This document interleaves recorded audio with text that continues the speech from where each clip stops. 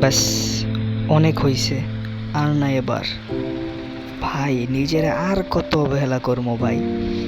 মানে ফ্যামিলির একমাত্র একটা ছেলে আমি, ভাই একমাত্র একটা ছেলে সন্তান। এর উপরে টাকা পয়সা বলো ভাই, যাই বলো ভাই, কোনো কিছুর অভাব নেই আলহামদুলিল্লাহ। আমরা মধ্যবিত্ত, অতটা বড় লোক না ভাই। আমি আগে কি পরিমাণে ভাবসাব নিয়ে চলতাম ওটা তো একমাত্রই আমিই জানি।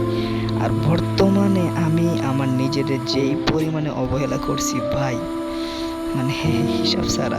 2 দিন পরে পরে অফলাইন, 2 দিন পরে পরে অনলাইন।